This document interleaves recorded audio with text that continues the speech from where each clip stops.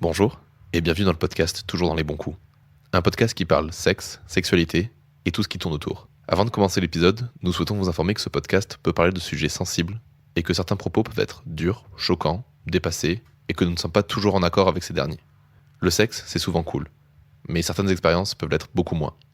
Soyez attentifs, faites attention, protégez-vous et restez à l'écoute pour être toujours dans les bons coups.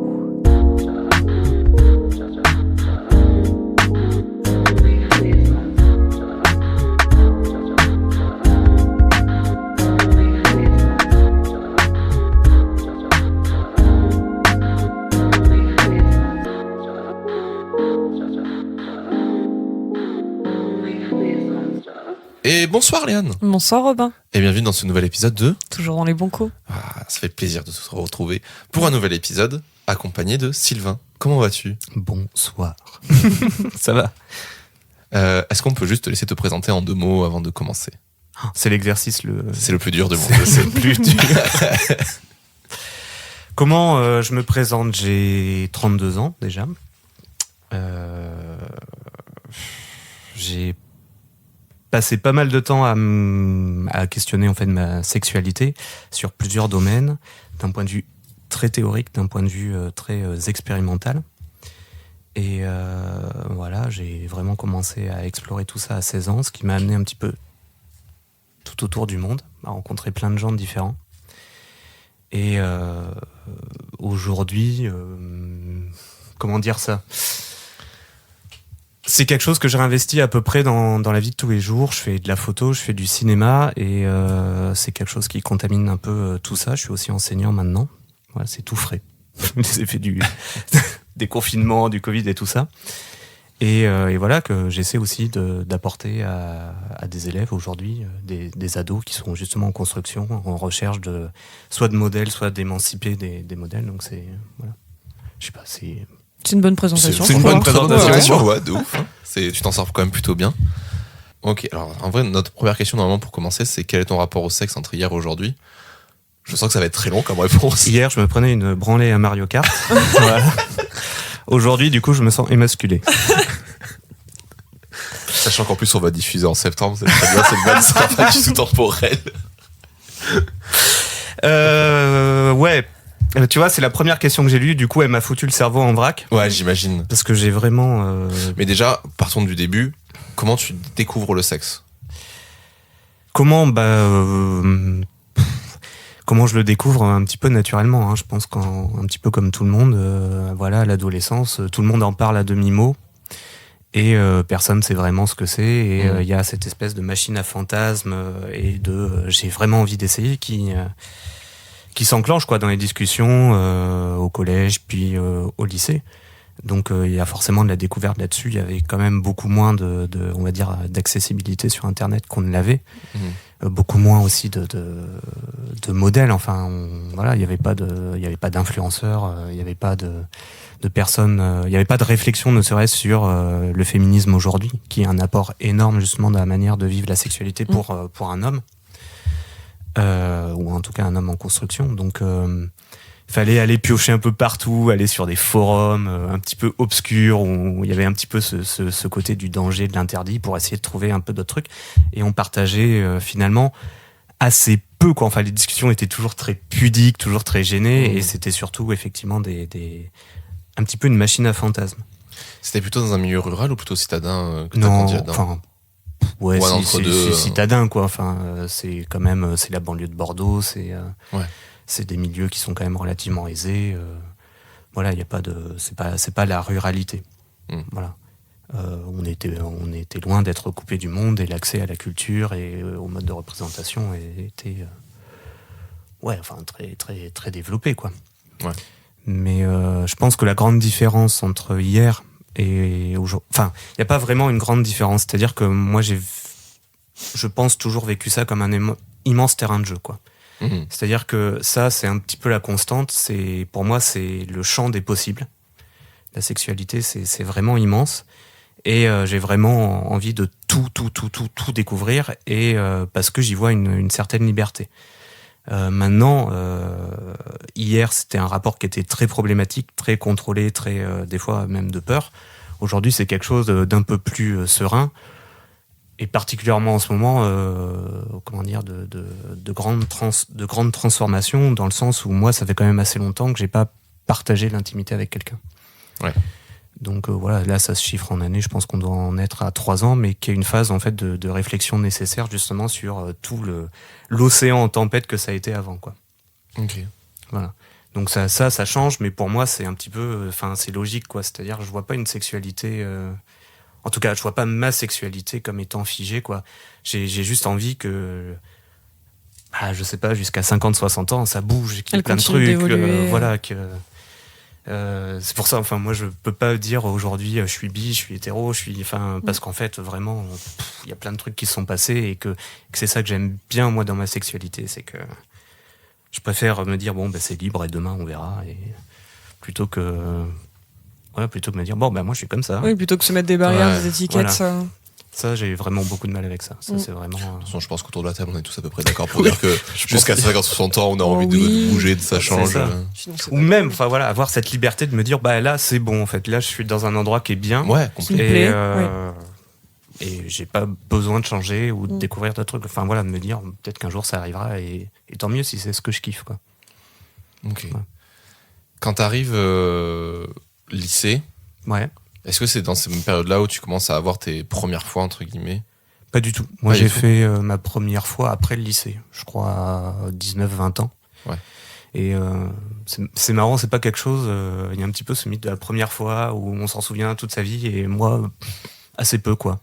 Ouais. Je sais que c'était vraiment un moment très doux. J'ai cette chance-là d'avoir été. On a partagé vraiment un bon moment en confiance. Moi, je me suis découvert aussi j'étais vraiment très timide à l'époque et pas forcément très à l'aise avec ça, et ça a été un moment où en fait je me suis découvert aussi une espèce d'assurance de me dire en fait ça me dérange pas tant que ça de me mettre à poil devant quelqu'un et voilà, et de découvrir le corps à corps, le peau à peau, et de dire waouh, c'est quelque chose d'incroyable, et de justement pas avoir ressenti de pression à ce moment-là.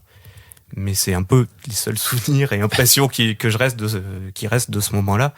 Voilà, parce que après, il y a eu d'autres choses, on découvre, on avance, on va explorer certaines choses, et des fois, ça compte, je trouve, plus que cette fameuse première fois qui.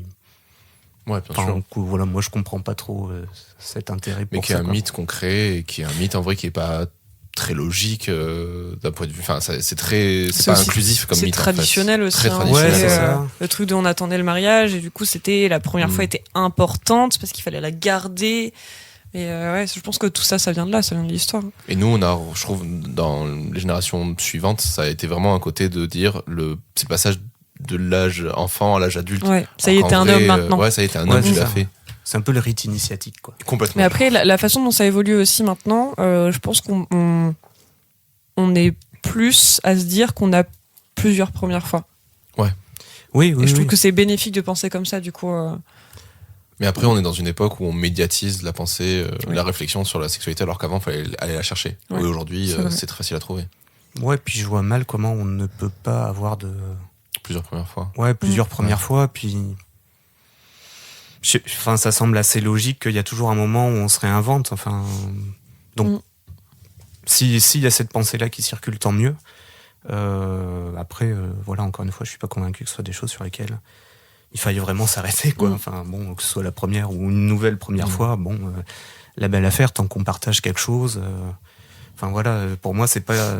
Dire première fois, ça suggère qu'il y a une espèce de pente à monter en disant, ouais, ce sera sans cesse toujours un peu mieux, on s'améliore, alors qu'en vrai. Si on pouvait se détacher une bonne fois pour toutes de la notion de performance dans nos rapports, je crois que tout le monde s'en porterait un peu mieux, quoi. Et est-ce que tu as le souvenir du premier fantasme, la première personne ou entité qui t'a éveillé à la sexualité?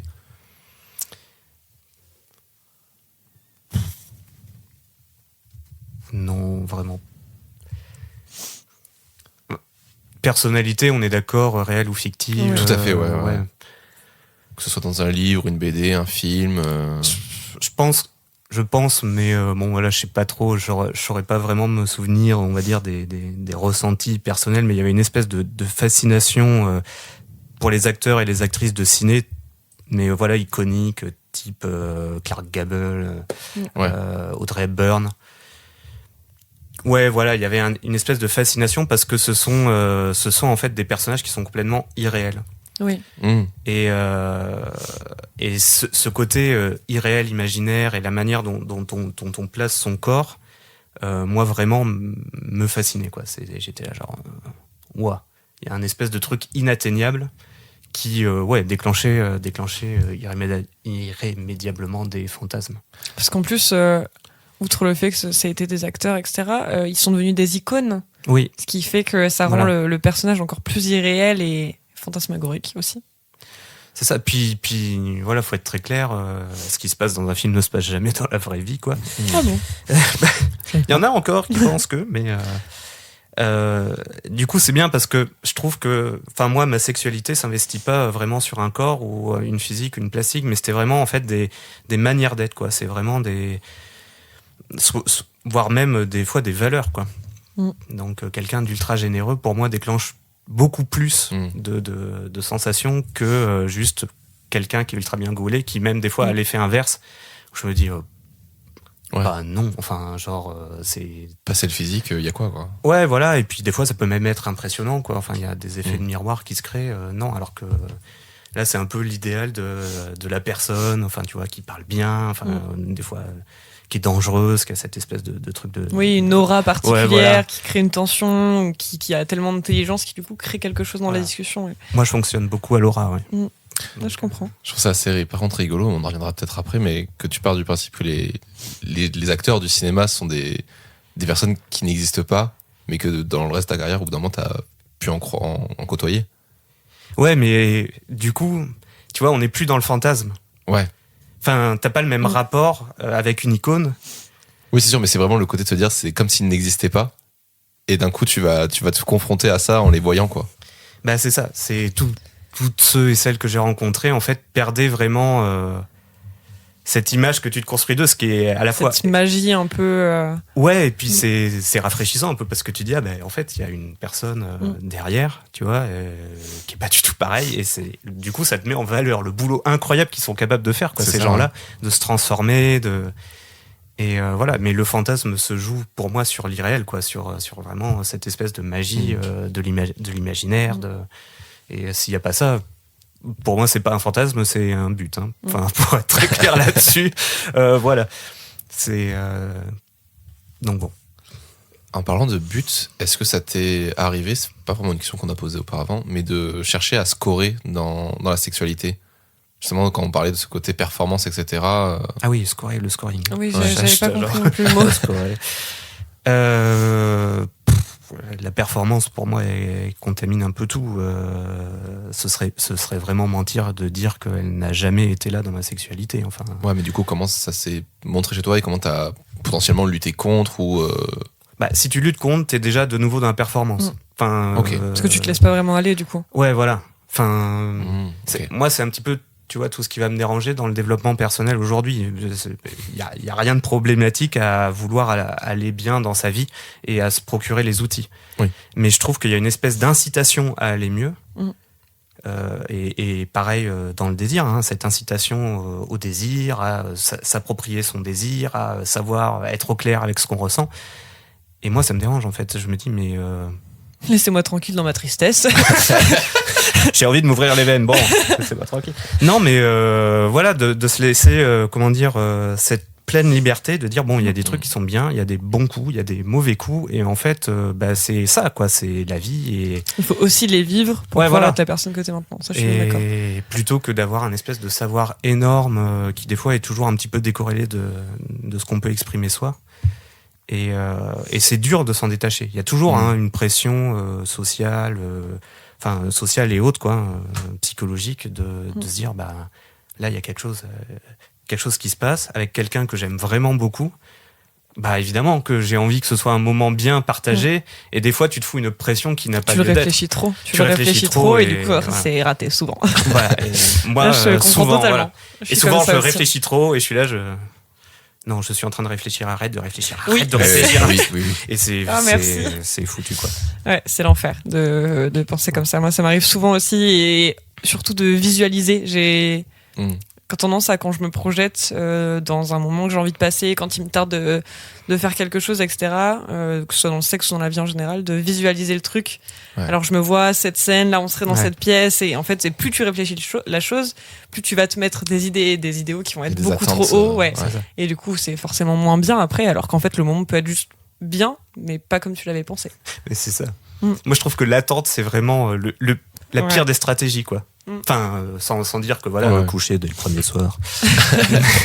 Mais vraiment, plus t'attends, plus je me dis, ok, ça marchera pas, quoi. Mm. Enfin, C'est moins spontané. C'est moins spontané, puis tout le monde commence à se faire des films, enfin, et puis après, bah, t'es forcément un peu déçu, sans que ce soit grave, mais t'es quand même déçu, t'es Mm. un peu frustré, bon, voilà. Donc, faut faire repasser, rebelote, et voilà. Ouais, je suis d'accord. Après, du coup, cette période de lycée, tu déménages, tu changes de ville et tu pars sur Paris. Oui. Enfin, la Enfin, grande banlieue. Pas totalement. D'accord. Parce qu'en fait, j'ai fait mes études là à Bordeaux. Il y a quand même eu le BTS à Bordeaux. Et effectivement, à la sortie du BTS, moi, je me vois pas bosser. Je me dis, je vais faire des études à Paris, à la Sorbonne. Mais... Parce qu'il y avait quelque chose qui me manquait justement dans le côté création d'images, qui était... c'est pas habité. Il manque quelque chose qui vient de moi. Et cette chose qui vient de moi, c'est ma sexualité que je veux mettre dedans.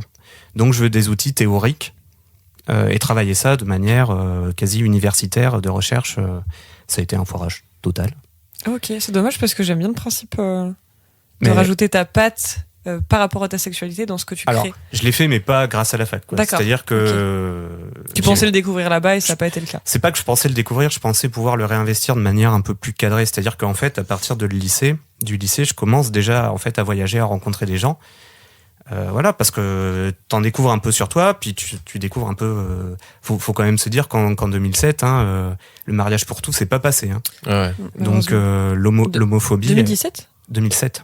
2007, c'est, Ah oui. on entre en plus sous Sarkozy. Ouais, c'est ça. Ouais, c'est passé après. Sous Hollande. Ouais, c'est oui, ça. c'était 5 ans après, et en plus, ça a mis 1 an et demi à se faire. Donc, J'étais au collège. Je suis toujours un peu stupéfait de la progression qui s'est effectuée là En l'espace de 10 ans, ouais, 10 ans, c'est ça. 15 ans, quoi. Parce que c'est vrai que moi, je sors du lycée, l'homophobie, c'est un truc, mais universel, quoi. ouais. C'est vraiment... ça ne dérange personne de dire « Oh non, mais là, tu fais ta tapette, quoi. Ça gêne 2-3 personnes, mais bon, personne se dit « Oh là là, c'est pas très clean. » C'est un truc qui me mettait hors de moi, ça. Ah mais voilà. Mais c'est pareil, t'es amené un petit peu à accepter ça, quoi.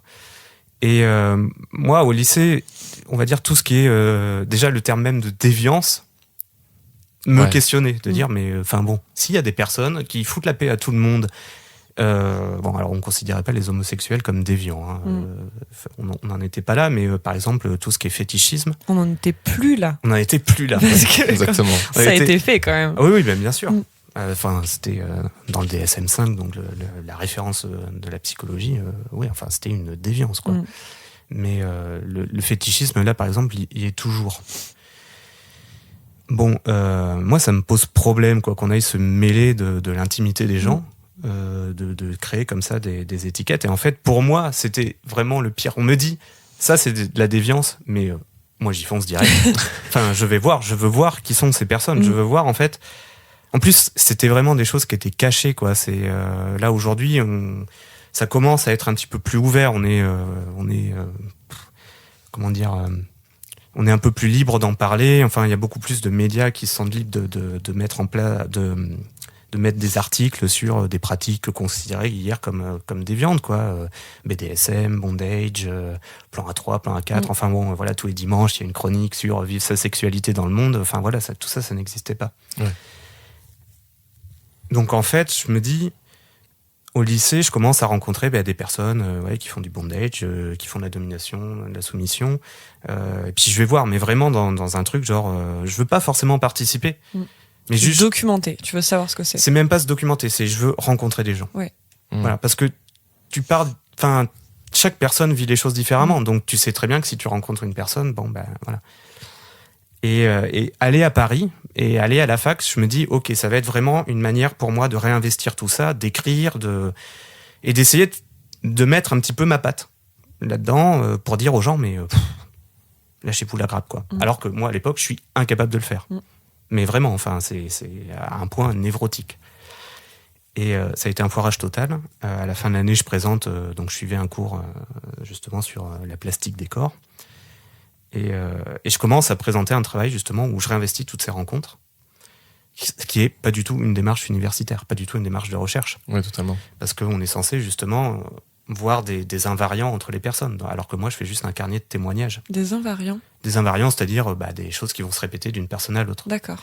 Typiquement, moi ce qui m'intéressait, c'est comment à peu près tout le monde dans notre société française fonctionne à l'image. On investit beaucoup de l'image dans notre sexualité.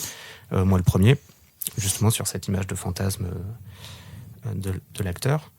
Et si on investit cette image nous nourrit dans notre sexualité. D'accord. Et on fonctionne toujours sur des stéréotypes qui sont utiles à tout le monde, mais qu'il faut questionner, et qu'après, quand moi je crée des images, forcément je remets un petit peu de la pulsion en moi.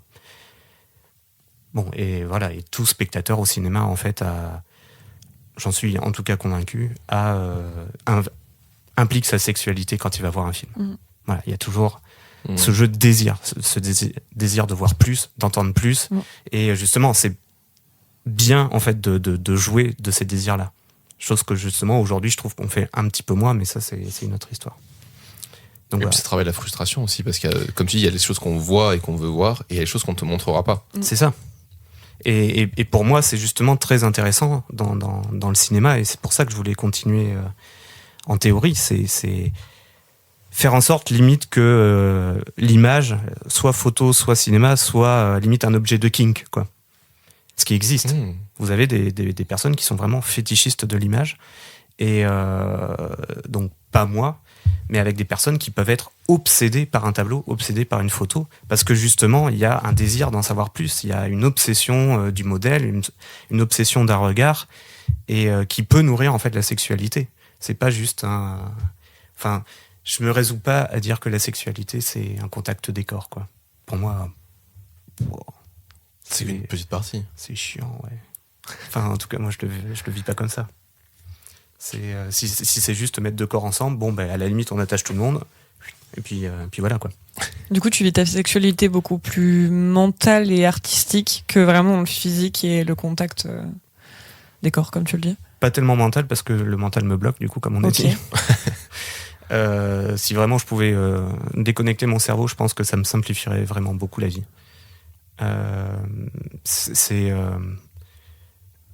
Moi, j'atteins le stade de la sexualité quand il y a quelque chose que je n'explique pas qui se passe. D'accord. Voilà. Pour moi, la sexualité, c'est la surprise de l'être. Voilà, donc c'est très beau dit comme ça. Ouais, mais c'est comme ça que je le vis. Si quelqu'un me propose pas vraiment de surprise, il y a peu de chances en fait que je sois attiré par cette personne-là. Voilà, j'ai besoin justement d'avoir cette espèce de d'être mouvement. nourri en fait. Ouais, nourri, d'avoir un mouvement, de me sentir vivant, quoi. Enfin, pour moi, si c'est figé dans des trucs, si mon cerveau s'en mêle, c'est bien compliqué. Ok. Ouais.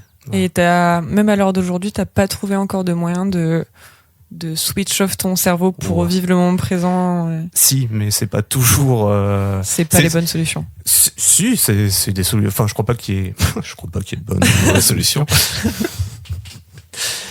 Non, enfin c'est ça. Je crois que tout s'expérimente, mais il y a des choses clairement que tu fais pas tous les 3-4 matins ou avec une personne que tu veux qui reste dans ta vie, quoi. Enfin, donc si, des manières de déconnecter, j'en ai plein, mais ça ne solutionne pas tout non plus, quoi. C'est tellement riche que j'aime bien aussi de temps en temps, si quelqu'un a vraiment besoin de réconfort, avoir une sexualité qui est peut-être moins forte pour moi, mais de me dire, bon, comment je fais là actuellement pour que mon corps, comment je suis, comment faire pour que ma présence là, dans l'acte sexuel, puisse apporter quelque chose à quelqu'un d'autre. C'est pas, là pour le coup, voilà, c'est pas... Je pense pas de façon égocentrique, parce que j'ai pas envie de dire égoïste. Ouais, mais j'avais ce mot-là. Ouais, mais égoïste, c'est très péjoratif, alors qu'en fait, on est tous un peu égocentriques dans notre sexualité, nous c'est normal, tu vois. Mais du coup, il y a des moments où toi, tu te mets de côté pour pouvoir apporter quelque chose à l'autre. Ce qui est pas mal, qui va pas être la satisfaction de mon plaisir, mais qui fait partie justement... Enfin, la sexualité s'envisage jamais tout seul. Enfin, moi, j'ai un peu du mal avec ça, quoi. C'est moi par rapport à tout le monde, quoi. Oui. Voilà, donc forcément, je partage ça avec quelqu'un, et à chaque fois c'est différent, et des fois, bah oui, mais si c'est prolongé ce fait de se décentrer, bah là ça peut poser problème, effectivement. Oui, il faut que ça reste exceptionnel. Exceptionnel ou voilà ponctuel, j'en sais rien, mais on peut pas être dans l'abnégation en termes de désir. Enfin, je crois pas. Ça mène à rien, quoi. Tu t'es imposé des limites dans ta quête autour de tout ça, de la sexualité, de ta sexualité? Non. Et c'est même justement, je me suis imposé de ne jamais avoir de limites. Ok. Ce qui n'était pas franchement une riche idée. Parce qu'effectivement, au fur et à mesure où on explore, je sais pas, je me suis retrouvé confronté à des trucs qui encore aujourd'hui sont pénibles à me souvenir. Enfin voilà, ouais. C'est pareil, le consentement, faut dire qu'il y a 10 ans, bon, c'était bien parlé, philosophiquement, quoi. Mais enfin bon, MeToo était pas passé par là, et ni moi, ni les personnes avec qui j'étais n'avions vraiment ça en tête. Donc évidemment, moi je me suis retrouvé dans des situations où mon consentement était complètement nié, pour le dire poliment, et ou d'autres situations où moi j'avais pas conscience non plus que là on n'était pas dans des situations, alors pas de consentement, mais que justement il y avait des situations de domination ou de soumission qui traversent clairement des limites. Ok, ouais. Bon, et c'est dur des fois de revenir, d'en parler avec certaines personnes. Moi aujourd'hui, je le dis très honnêtement, j'ai pas mis au clair avec tout le monde. Je le regrette, mais c'est vraiment très compliqué. Ce sont des cadres qui sont en plus exceptionnels parce que c'est de l'ordre de l'exploration, de l'expérimentation. Donc des fois, il y a des personnes qui sont à l'autre bout du monde. Mais si, par contre, je vois qu'il y a, s'il y a bon, j'appelle ça des coming out, mais des révélations. Oui, effectivement, on en discute. Moi, mon but, on va dire, dans la vie, c'est d'être là quand même pour les autres. Donc, discuter, c'est toujours ce qui arrange. Et voilà, aujourd'hui, évidemment, heureusement qu'on est, pas tous, mais heureusement qu'on est plus informés sur ces notions-là, et particulièrement nous, les mecs, parce qu'on a vraiment des schémas, enfin, en tout cas, moi qui ai grandi justement dans cette banlieue un petit peu figée. Il y a le nombre de constructions à défaire, c'est hallucinant, et j'y arrive pas. Enfin, très clairement, j'y arrive pas. Il y a toujours des trucs où ça revient au galop, la notion de performance revient au galop, la position d'un homme vis-à-vis d'une femme, faut se l'approprier, quoi. Et c'est difficile de se saisir de toutes les injonctions qui arrivent, qui sont complètement dépersonnalisées, et de les relier avec le ressenti à soi, avec des vécus psychologiques. Mais voilà, bon, c'est un chemin, et si on commence à le faire, je trouve que c'est pas mal. Ouais. C'était une réponse oui, qui calme un peu, là. C'était une très bonne réponse, mais totalement d'accord. Enfin bon, bref. Tu regardes quoi? Tu regardes les questions? Je regarde les questions pour m'inspirer un peu. Parce que, bon, on a déjà un peu parlé de tout ça. C'est Robin qui pose les questions. Non, c'est moi aussi, mais là, souvent, moi, je fais la trame narrative et elle va plus chercher des questions plus précises. Et c'est surtout que c'est une interview comme on avait fait avec Tom, qui pour moi, il y a beaucoup de questions qui deviennent obsolètes. C'est exactement ça le mot que je cherchais, obsolète. Et du coup, je préfère rebondir par rapport à ce que tu dis plutôt que regarder la trame directement. En fait, c'est qu'il y a plein de trucs que j'aimerais réussir à mettre dans une seule case, tu vois, parce qu'en général, on demande est-ce que tu t'es déjà senti objet de fantasme, est-ce que tu as déjà ressenti des pressions, quels sont tes tabous, quels sont tes fantasmes. C'est des questions qui peuvent être parfois, parce qu'on le voit dans tes réponses, que tu restes quand même assez large, parce que c'est plus le concept qui te parle que en soi les détails. Mais justement, comment tu deals avec tous ces petits détails, avec tous ces trucs qui font ta sexualité? C'est-à-dire qu'aujourd'hui, moi, je peux pas te dire ce qu'est ma sexualité, sinon que c'est, je la vis. Enfin, là, tu parles de concept, mais c'est pas comme ça que je la vois. C'est-à-dire qu'à un moment, en fait, j'ai complètement lâché cette idée faut en savoir plus, quoi. Aujourd'hui, je suis vraiment j'arrête de me renseigner, quoi. Je suis très mauvais en podcast de cul, en influenceur. Enfin, tout ça, je suis pas. Je lis 2-3 livres, on va dire, par an sur la question, mais parce que voilà, il y a vraiment quelque chose qui m'interpelle. Mais aujourd'hui, je suis vraiment dans cette recherche de l'expérience personnelle, quoi. Et cette expérience personnelle, aujourd'hui, c'est ma sexualité. C'est un espace infini. Donc effectivement, là, cette question, c'est comment, par l'expérience, on se saisit des petits détails qui fait que ça raccroche des fois à une situation qui est réelle. Ouais. Pour moi, là, c'est l'autre. Enfin, moi, je me raccroche en fait toujours à l'autre, ce qui fait que tout est toujours nouveau. Et que dès qu'il y a... dès que je sens que d'un coup, hop, il y a quelqu'un qui ouvre cette espèce de porte de l'infini. Là, on revient sur Marvel. La porte de l'infini. Dès qu'il y a quelqu'un qui crée cette espèce d'ouverture, ce qui arrive quand même plutôt rarement. Je suis pas quelqu'un qui va flasher assez rapidement, qui va avoir du désir assez rapidement sur quelqu'un. Ouais. Mais dès que quelqu'un arrive à faire ça, mais en fait, moi, là, le seul truc, c'est viens, essayons quelque chose. Et puis fais-moi découvrir des choses, et puis on en discute, on avance, et puis des fois ça marche, des fois ça marche pas, des fois il y a des coups qui sont horribles, et d'autres qui sont absolument merveilleux, mais qui durent qu'une soirée aussi. Ouais. Et moi j'ai pas de désir si on me dit viens on baise. Ouais, je comprends. Voilà, et c'est pour ça que je suis très mauvais en drague, et j'ai mis vraiment beaucoup d'années à me rendre compte de ça, quoi. Que t'étais mauvais en drague? Non, que c'est justement ce fait de viens, on va faire ça, parce qu'en fait, d'un coup, tout est fermé. Pour moi, je le vis de manière complètement fermée, et du coup, mon corps se ferme. Mais c'est que du coup, tu fais le parallèle entre j'essaye de ne plus réfléchir, c'est pas réfléchir, de ne plus laisser mon cerveau rentrer dans ma sexualité, et en même temps, après tu peux m'arrêter si je me trompe, hein. Non, et en même temps, tu dis que voilà, t'aimes pas forcément quand c'est entre guillemets spontané, dans le sens où tu rencontres quelqu'un et tu vas coucher avec elle. Non, c'est pas au contraire, plus c'est spontané, mieux c'est. Mais il faut qu'il y ait un truc en plus, c'est ça? Oui, ça, on accroche toujours oui. à des personnes plus qu'à d'autres, mais pour moi la spontanéité ne suffit pas. Et déjà que c'est dur la spontanéité, pour vous dire à quel point ça peut être un problème, c'est-à-dire qu'en fait si je vois ce qui va se passer, ce qui est un problème, parce que j'ai quand même une empathie qui est pas démesurée, mais légèrement supérieure à la normale. Donc en fait, des fois, je peux comprendre en fait ce qui est en train de se tramer. Et ça, pour moi, c'est vraiment un coupe-désir, quoi. D'accord. Parce que je suis là, genre en mode... D'où le besoin d'être surpris, ce que tu disais tout à l'heure. Si quelqu'un me drague et le fait ouvertement, à moins qu'il y ait un culot énorme, ça ne marchera pas. Ça n'a pas d'intérêt. Moi, je vais pouvoir répondre avec toute ma connerie, c'est-à-dire faire vraiment là, du coup du play, mais c'est quelqu'un qui ne m'aura pas. Voilà, donc... Voilà. Et tu parlais tout à l'heure tu disais que tu n'avais pas vécu de sexualité avec une autre personne depuis environ 3 ans. Ouais. C'est une pause que toi, tu t'es imposée? Ou elle s'est imposée à toi? Non, elle s'est imposée à moi.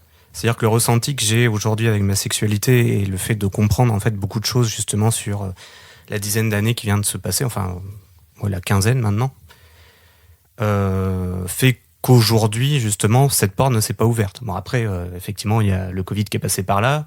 C'est moins facile de rencontrer des gens, oui, c'est sûr. Voilà, difficile. Je ne fais plus de Tinder, de Bumble, de trucs, parce qu'en fait, c'est là pour le coup, niveau surprise, il y en a 0. Ouais, par rapport à ce que tu nous dis de ta sexualité, c'est pas du tout quelque chose qui te correspond, je pense. Puis je vais te dire, sur Tinder, mais c'est l'exemple le plus marquant. Un professionnel du montage comme moi prend les 6 photos et voit pourquoi elles ont été mises là. Du coup, non, quoi. Mais trop d'analyse, donc plus de surprise. Et il y a des gens absolument incroyables que j'ai rencontrés par ce biais-là. Mais le désir n'était plus là. Mais pas pour le sexe, ouais. Ouais, voilà. Tu te fais des potes, quoi, sur Tinder. J'ai des super potes, alors qu'au début, le plan était clairement qu'on se drague. Non, après, ça a fini des potes parce qu'en fait, le désir a fait... C'est ça. En fait, c'est que tu t'es pas. Cette pause s'est pas imposée dans le sens où personne ne venait vers toi. C'est toi qui n'avais pas de désir et que tu n'as pas ressenti cette porte ouverte comme tu l'expliquais tout à l'heure. Après, il y a quelque chose, je pense, parce que là, j'ai pas la réponse à cette question, mais ça revient avec ce qu'on disait en off, parce qu'on a des discussions off. Enfin, ce que vous disiez d'ailleurs avant. Je pense qu'il y a aussi une posture qui joue, qui naturellement, en fait, je reste quand même plutôt impressionnant. Or, le problème, tu vois, c'est que soit des personnes vont se dire, bah non, là, il y a un gros morceau, donc ça va pas. Alors que moi, je suis quand même ouvert vraiment à tout le monde. Moi, j'ai besoin aussi justement de cette surprise qui fait que et de cette sincérité. Tu vois, c'est pas la spontanéité, c'est la sincérité. Oui. Qui des fois font que des personnes qui ont des trucs absolument incroyables n'arrivent pas en fait à trouver leur place, la manière de s'adresser. Et en fait, d'un coup, je suis là genre et je peux aller les chercher, mais si au bout d'un moment je vois que ces personnes en fait n'arrivent pas à être elles-mêmes, j'ai un peu du mal. Okay. Et c'est horrible. Enfin, j'aimerais leur proposer des choses qui des fois attendent. Tu vois, tu disais, est-ce que t'es un objet de fantasme ? En vrai, j'en sais rien. Je pense que des fois oui, mais c'est un fantasme qui est très loin. C'est-à-dire que moi, ça arrive jamais à mes oreilles. Okay. Tu vois ce que je veux dire ? Parce que les personnes en fait ne vont pas venir naturellement me dire chaleur, mec. Ouais, en fait, on t'a pas fait ressentir directement, mais plutôt indirectement. Voilà. Par des échos, quoi. C'est ça. C'est soit les personnes qui viennent directement vers moi le font de manière assez peu subtile et pas très valorisante parfois. Et on parle de hommes et mecs. Hein. Mais évidemment, avec une grande dominante chez les mecs, parce que la subtilité... Hommes et femmes, tu veux dire ? Non. T'as dit hommes et mecs ? Non, c'est les mecs qui sont pas très subtils. Ah, d'accord. Ok, pardon. C'est-à-dire, je pense qu'il y a encore pas mal de progrès à faire on va dire dans les rapports d'homme à homme. Enfin, voilà, je trouve que c'est pas assez en questionnement aujourd'hui, même si voilà, il y a un chemin de dingue qui est parcouru, mais je trouve qu'il y a encore des clichés absolument tenaces dans la communauté même. Et moi, c'est vraiment quelque chose qui fait que j'arrive pas à y rentrer, quoi. Parce que je n'y retrouve pas cette sincérité. Ah, je comprends. C'est trop de... Alors, je dirais pas du roleplay, mais trop de faux ou de surjoué. C'est-à-dire que voilà, il y a pas de. Je peux pas dire que c'est complètement faux. Voilà, on joue tous un rôle social. On se met tous un masque, c'est normal. Mais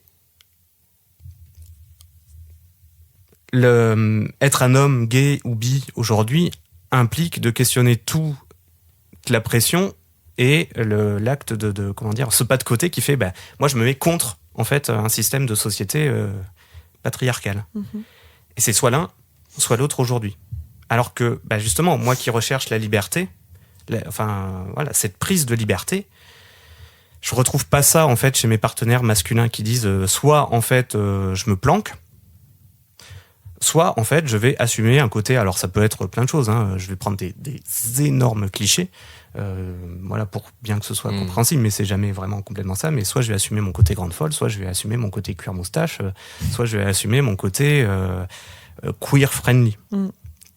Et alors que tu peux vivre une sexualité homosexuelle sans forcément être militant pour cela. Ouais. Mais tu peux vivre ta sexualité sans être forcément dans la revendication, dans le fait de se battre pour elle. Oui, voilà, ou faire de sa sexualité un élément constituant de soi-même. D'accord. C'est-à-dire que moi, si un mec m'attire, c'est le mec qui m'attire. Ouais. C'est pas le fait qu'il soit homo, qu'il soit bi, etc. Et souvent, les mecs qui viennent me voir, ils font « Alors comme ça, t'es bi ?» Et là, c'est mort, quoi. Ouais, mais voilà. Alors, je dis les mecs, ça m'arrive aussi avec des dates sur des apps de rencontre, parce que moi, c'est marqué, parce que je veux pas qu'il y ait de surprise par rapport à ça. Ouais. Et généralement, au bout de la 10e, alors comme ça, t'es bi ? Et t'es là, t'as dire, oui, d'accord, quel est le problème ? Vas-y, pose toutes les questions. Et en fait, je sais à ce moment-là que moi, c'est terminé. En fait, il y a un côté bête de foire qui se crée, peut-être qu'il y a plein de questions qu'ils ont envie de te poser, et t'es en mode, je suis pas vraiment là pour ça, mais bon... moi, je le sens comme ça. Ouais. Et comme justement, en fait, il y a aussi tout ce passif d'exploration, En fait, souvent, on me pose des questions. Oui. Et j'ai plus envie qu'on me pose des questions. J'ai plus envie d'être ce truc du mec un peu baroudé. Et... On est ravis de t'avoir invité. C'est ce que je suis en train de me dire, mais merde, du coup. C'est... non, mais... Oui, dans les gens que tu rencontres pour ta sexualité, c'est pas ce que tu recherches. Voilà. Et bon, j'avoue, j'ai beaucoup hésité quand même. Enfin, bon, toi, oui. tu le sais. Parce qu'effectivement, c'est... Pendant longtemps, je l'ai porté comme un drapeau, ce truc-là. En mode... coucou. A priori, j'en sais pas mal. Alors qu'en fait, moi, ça m'aide pas du tout dans qui je suis, dans comment je vis ma sexualité. Parce que d'un coup, en fait, on se noie dans ce truc-là et puis on se rend compte on a toujours un peu cet ascendant de moi, j'ai expérimenté plein de trucs. Et moi, je veux pas ça dans ma sexualité. Moi, dans ma sexualité, je veux un partage, je veux de l'échange, je veux... voilà, et pas qu'on me dise, tiens... toi qui t'y connais, est-ce qu'on pourrait essayer ça ? Bah non, tu me dis, voilà, on essaye, point barre. Et puis, voilà, qu'est-ce que tu ressens toi ? Pourquoi ? Et puis, voilà, parce que tout ce savoir-là, j'ai envie de dire, il est un peu inutile. Il y a une sorte d'effet un peu Dunning-Kruger, là, quand tu le racontes, à dire qu'au début, vu que tu t'intéresses, t'as plein de connaissances et t'as envie de le crier partout. Et là, que t'es plus dans la vague, justement, de tellement de connaissances qu'au final, limite, ça en devient blessant, en fait, et... non seulement t'as plus envie trop d'en parler, quoi. Non seulement c'est blessant, mais en plus c'est difficile aussi des fois de savoir vraiment où se situe ton propre plaisir. Ouais, complet. Parce que quand je dis exploration, c'est pas je vais coucher avec des personnes tout autour du monde. C'est des fois c'est simplement discuter, regarder, interviewer, prendre des expériences qui des fois sont dures. Enfin. Ouais. Mais sans cesse, en fait, tu te positionnes par rapport à ça. Enfin, moi, je me positionne par rapport à ça. Et voilà, et il y a un moment où, arrivé à la trentaine, tu vis plusieurs trucs et tu as envie de te dire, d'accord, mais en fait, moi, qu'est-ce qui se passe en fait chez moi ? J'ai vu plein de trucs, il y a des trucs qui m'ont fait kiffer, d'autres pas trop, mais en fait, quand tu t'imposes pas de limites, en fait, c'est dur de revenir aux fondamentaux.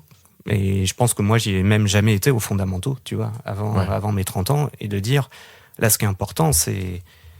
Voilà, c'est l'autre, c'est moi, et c'est ce qui va se passer entre nous deux, ou nous trois, ou nous quatre. Voilà. Enfin, et point barre. Pendant ce moment, voilà, c'est complètement ouvert et le temps s'arrête et il n'y a plus que ce moment-là de surprise, d'exploration, de découverte, voilà. Est-ce que tu as l'impression que par rapport à tes expériences, les gens en attendent trop de toi ou toi tu en attends trop des gens que tu rencontres ? Je pense que c'est les deux. Les deux. Parce que moi, forcément, je mets beaucoup de projections dans l'autre. Ça, faut pas non plus le nier. Mais oui, c'est possible. Enfin, je me suis souvent, même encore maintenant, senti justement, pas un peu utilisé, mais effectivement, on se dit, je me mets avec cette personne-là parce qu'en fait, il connaît plein de trucs et il va m'ouvrir. Et en fait, moi, j'ai pas envie d'être considéré comme ça.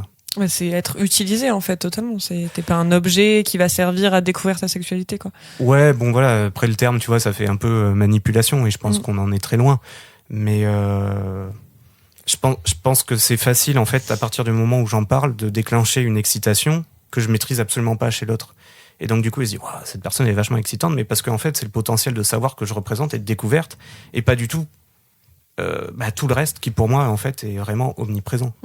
Comme je dis, je ne me définis pas par mes sexualités.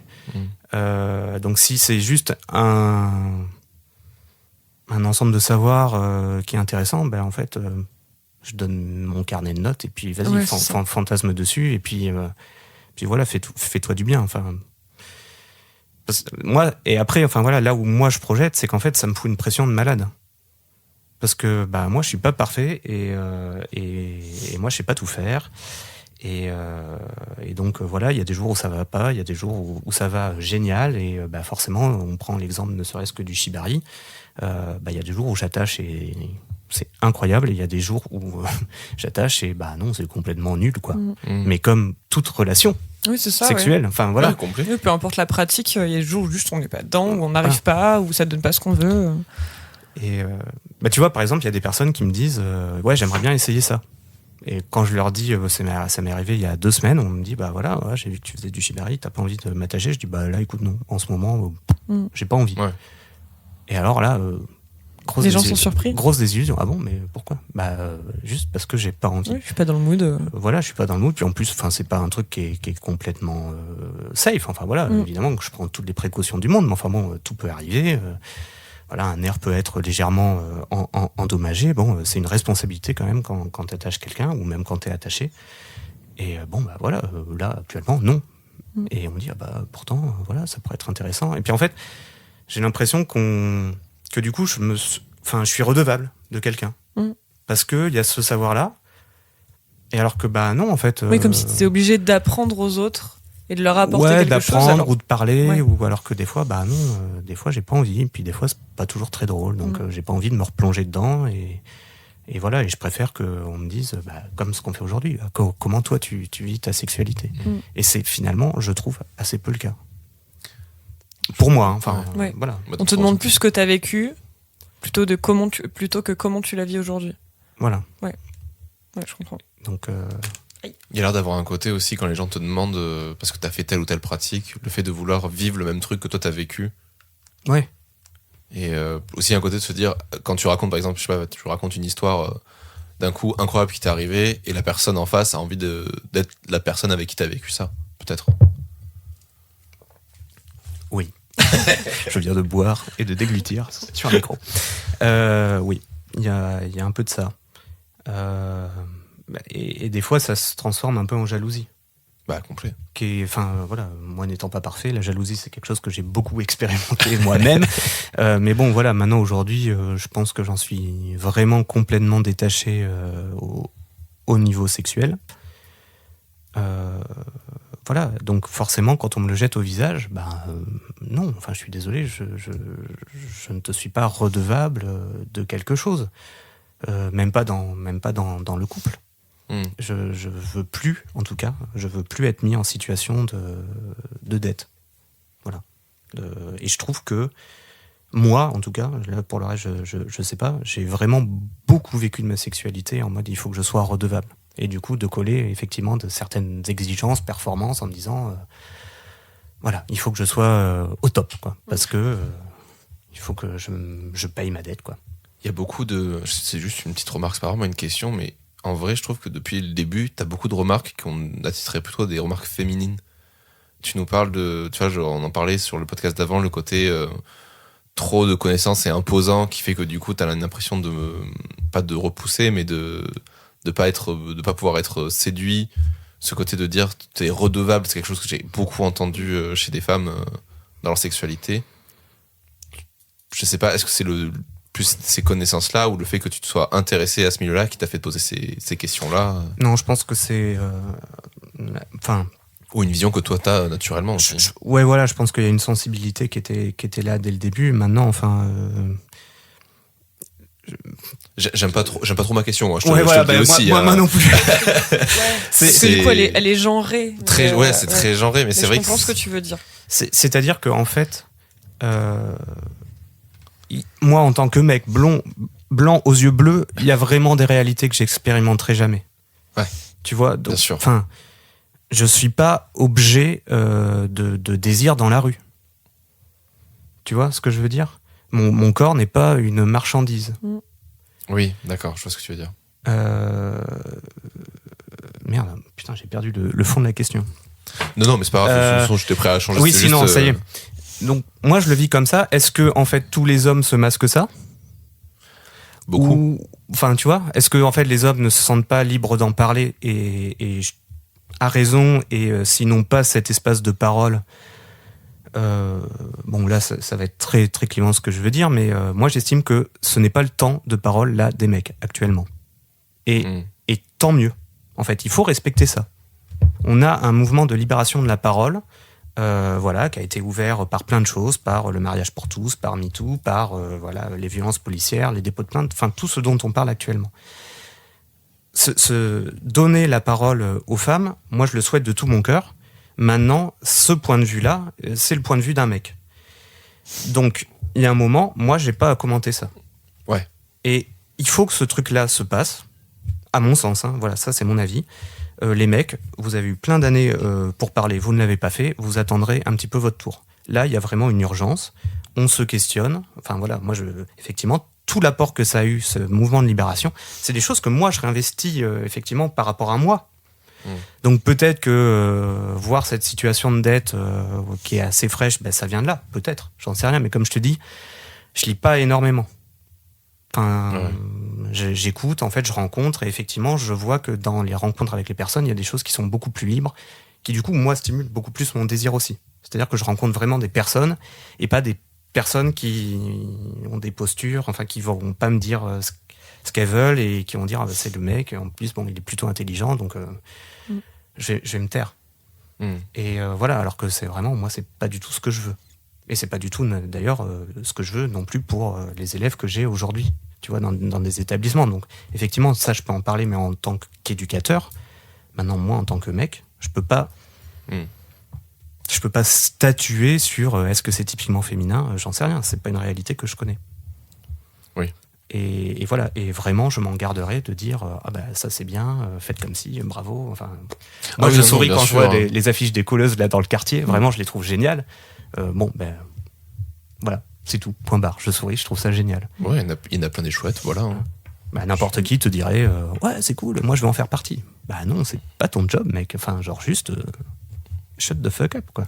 Après, par contre, est-ce que tu as eu cette démarche-là? Parce que moi, je sais que je l'ai, par exemple, notamment avec les colleuses, de me dire, j'ai pas envie d'être une colleuse, mais j'ai envie de leur en donner de la visibilité, et pourquoi pas d'aller les suivre et de faire quelque chose pour les mettre en avant. Ou vraiment tu te dis, c'est quelque chose que je leur laisse à eux, quoi. Ouais, enfin, moi je sais pas, je trouve que c'est leur boulot, c'est leur création. Enfin, elles ont pas besoin de moi pour avoir de la visibilité. Enfin, non, sûr, mais de toute façon, mais pareil, je ne suis personne pour dire ça, mais c'est juste le fait de leur dire, je vous ai produit quelque chose, c'est pour vous. Voilà, tu vois. Moi, je veux pas, enfin, comment dire, je me sens vraiment pas du tout, ne serait-ce que parce que je suis un mec, légitime dans quoi que ce soit qui est dans la lutte pour les droits des femmes. Parce que, voilà, vraiment, de manière très claire, j'ai pas du tout d'expérience assez, enfin d'expérience, d'expérience de vie, pour savoir de quoi on parle, en fait. Ouais. Enfin, donc moi, je peux rendre service si on me demande, mais vraiment, ce serait de la logistique, quoi. Tu vois, j'ai beaucoup de collègues qui font des recherches, des collègues masculins, qui font des recherches justement sur le genre, etc. Bon, moi, ça m'étonne un peu, en fait. Parce que quand on sait qu'il y a une grande majorité des chercheurs qui sont des mecs, bon, très bien, ça donne de la visibilité sur les trucs, mais en fait, c'est encore une fois un regard complètement masculin. La recherche n'est pas neutre, c'est un regard. Donc, laissons les femmes faire leur job, qu'elles font très bien. Donc, voilà, moi, Parce qu'en gros, tu penses que en tant que com, tu viendrais dénaturer cette prise de parole féminine si tu y participais? Non, pas du tout. J'estime juste que j'ai pas de parole. Ouais, d'accord. Enfin, que c'est pas le moment. Moi, je peux expliquer comme je le fais aujourd'hui comment je vis ma sexualité, si ça peut aider des gens, si ça les aide. Mais je peux pas me réclamer féministe et je peux pas prétendre participer à ces actions-là. D'accord. Je peux effectivement sortir dans la rue quand on nomme 2 ministres présumés violeurs. Bon, voilà, effectivement, mais là, c'est de l'ordre de la société. Mais non, moi je me sens pas cette légitimité-là, dans le sens où je suis pas encore complètement clair avec des comportements qui sont, pour moi, chez moi en tout cas, directement hérités du patriarcat dans l'acception. Pas totalement déconstruit. Moi je suis convaincu qu'aucun homme ne peut l'être. Hein. D'accord. Enfin, je vois mal comment c'est possible. On peut faire des efforts, mais arrêtons avec cette idée que les hommes, il faut qu'ils soient déconstruits. Bien sûr, il faut entamer ce travail de déconstruction, mais on a 3000 ans de civilisation dans notre gueule. Hein, donc, ça va pas se faire comme ça. Voilà, on regarde toujours des films de guerre, voilà, les voitures ont toujours un look agressif. Bon, a priori, le chemin, il n'est pas gagné avant une bonne centaine d'années. Au minimum. Ouais, minimum, à mon avis. Mais tu vois... Moi, je suis quand même assez positif. C'est-à-dire que quand je vois ce chemin parcouru là en 15 ans, en 15 ans, je me dis, ouais, putain. Et c'est pour ça que je veux pas qu'on lâche l'affaire. Ouais. Et c'est pour ça que moi, je veux pas y participer. Parce que justement, il y a cette libération de la parole, d'une parole qui n'existe pas depuis 3000 ans. Donc, voilà. On reprendra la parole dans une discussion après. Mais là, pour le moment, il y a encore beaucoup trop de chantier pour que moi, je dise, écoutez, je vais vous expliquer 2-3 trucs. Non, évidemment que non. Enfin, moi, vraiment, je me détesterais de faire ça. Ok. Voilà. Enfin, Ok. je trouve. Non, ouais, je comprends. Et pour en venir juste un peu à ce qu'on disait 2-3 questions avant, est-ce que t'as pas eu envie de te décharger de de tout ce poids que représentent pour toi tes quêtes et ta recherche dans la sexualité à travers, je sais pas, peut-être un livre ou quelque chose comme ça, mais même sans vouloir le publier, juste le mettre et dire voilà, maintenant, ça sort. Alors, il y en a eu. Il y en a même eu 2. Ah. Enfin, il y en a 2. Après le lycée, légèrement après, donc quand je faisais encore mes études, j'ai proposé un livre qui a été édité dans un tirage qui était très, très confidentiel, qui en fait se voulait être un espèce d'essai de toutes ces rencontres-là. Donc qui s'appelle Les Métamorphoses. Donc je l'ai fait. Et en fait, je l'ai relu quelques années après, et j'ai trouvé le style justement tellement pédant, tellement condescendant, en mode c'est comme ça, qui est en fait le propre de l'essai, qu'en fait j'ai rappelé tous les exemplaires qui étaient en circulation. Il y en a encore 2-3 qui doivent circuler, mais voilà. Parce que vraiment c'était complètement crétin. Ok. Et c'était de l'orgueil mal placé, le fait de rappeler les bouquins, mais c'est vrai que voilà, j'ai un petit peu ce côté-là sur ma création, que ce soit de l'écriture, de la photo, etc. J'ai vraiment un rapport très particulier. Je veux pas que ça circule. Je veux pas que ce soit des choses que je puisse pas assumer derrière. Et je l'ai repris en fait, même encore maintenant. Donc j'ai repris tous ces carnets de notes et je les transforme vraiment en carnet de voyage, quoi. C'est-à-dire en essayant d'être le plus fidèle sur mon regard, en fait, que j'ai eu sur ces personnes-là. Parce qu'on peut se dire, je vais décrire l'histoire des personnes, mais en fait, c'est quand même mon regard sur ces personnes. Donc ça, c'est un travail que j'ai fait, mais c'est pas quelque chose, je pense, que je publierai. De temps en temps, je me dis, ah ouais, quand même, ce serait pas mal. Mais quel est l'intérêt ? Plus que le côté de te dire que tu publies un truc en ton nom, c'est le fait aussi de t'en débarrasser. Tu sais, de sortir de... J'ai pas envie de m'en débarrasser, tu vois, comme on... Je trouve que publier, il y a un petit peu ce côté... Je me torche le cul avec, et c'est bon, je le propose à tout le monde. Okay, ouais. Tu vois, non. Moi, je dois apprendre à vivre avec ça sereinement. J'ai pas besoin de l'écrire. Enfin, je peux l'écrire pour moi, mais pourquoi le proposer à d'autres personnes ? À moins qu'effectivement on me le demande. Mais non. Enfin, j'estime que c'est pas réellement pertinent ni intéressant. Surtout qu'aujourd'hui, on a vraiment beaucoup de modèles qui s'expliquent. On a une plus forte visibilité sur tout ce qui peut se passer. Donc, à moins que tu sois dans la recherche sur le snuff, a priori, tu vas pas découvrir d'autres trucs, quoi. Enfin, l'anecdote pour l'anecdote, pour moi, n'est pas vraiment un... j'aimerais plus que les personnes se sentent libres plutôt que se dire, tiens, c'est intéressant d'aller découvrir d'autres modèles. Tu vois, c'est un moment, ok, c'est bien d'aller voir tout ce qui se fait, mais juste, qu'est-ce qui se passe, toi ? Voilà, qu'est-ce que tu ressens, etc. Et je trouve j'ai en tout cas un petit peu cette peur qu'on l'oublie de plus en plus. Genre, comment je vis les choses, quoi. Qu'est-ce qui se passe avec cette personne-là, par exemple, de se dire, tiens, là, je suis avec un mec qui a tous les red flags du monde, pourtant il m'excite, ok. Bon, voilà, rien ne t'empêche de tirer un coup. Et de vite t'échapper. Voilà. Bon, si vraiment, c'est pas quelque chose que je recommande pour le bien-être mental, mais pourquoi pas ? Enfin, je veux dire, faut arrêter de culpabiliser parce que des on l'a fois, tous fait en connaissance de cause. Voilà, tout le monde le fait, donc tu vois, ne serait-ce que ce truc du red flag, en fait, des fois, t'as des personnes inquiétantes. Le savoir, c'est bien. Après, t'en fais ce que tu veux quand t'as l'info, quoi. Oui, c'est ça. Et être tranquille avec, je choisis, quoi. Enfin, j'assume. Je fais, même sans assumer. Enfin, tu vois, tu peux culpabiliser, je sais pas, une nuit, une semaine, et puis de se dire, c'est fait. De toute façon, c'est fait. Je culpabilise. Voilà. Oui, c'était prévisible, mais bon, voilà. C'est relax, quoi. Parce que sinon, après, on se met des pressions nous-mêmes sur les épaules. Et j'aime pas tellement cette idée-là. Je suis d'accord.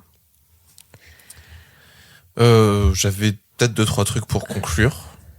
Et en fait, il y a un truc que je me suis fait, la remarque que je me suis dit là, en écoutant tout ça. On a beaucoup parlé de sexualité, de tout ça, mais en soi, le sexe, juste le sexe. Quel est ton rapport avec ça au final? Plus que tout ce qui est derrière la réflexion, etc. Comment tu le vis? Moi, c'est vraiment aujourd'hui, hein, Ouais. parce qu'on a vraiment parlé d'avant. Pour moi, c'est vraiment une pause, quoi. C'est vraiment un moment à plusieurs qui fait vraiment une pause pour moi, quoi. C'est là, d'un coup, en fait, le monde peut s'écrouler autour. Il n'y aura plus rien, quoi. Je m'en fous. Voilà, ouais. Il y a cette découverte vraiment de l'autre, voire fusion, quoi. Enfin, moi, je vis vraiment ça comme une espèce de fusion. Et ouais, c'est ça. Il y a plus de temps, il y a plus de contraintes quotidiennes. Il y a plus, voilà, c'est vraiment une pause, quoi. C'est vraiment une pause de plaisir, de partage, et voilà. Et ça m'envoie, ça peut m'envoyer dans des tours insoupçonnés, quoi. Donc c'est vraiment un arrêt dans le temps, en fait. Ouais. Et voilà, parce que ça carbure beaucoup. Enfin voilà, on est pris tous dans des quotidiens qui sont des fois infernaux, quoi. Et peu importe, avec qui je suis, ça peut être des personnes très proches, enfin des amis, etc., ou même une personne, pourvu qu'il y ait cette pause là, quoi. Et ça me rend ouf, mais absolument dingo, quand je tombe sur des personnes avec qui vraiment ça marche pas, mais genre vraiment. Oui, parce qu'il t'offre pas, t'as pas cette pause qui se crée, quoi.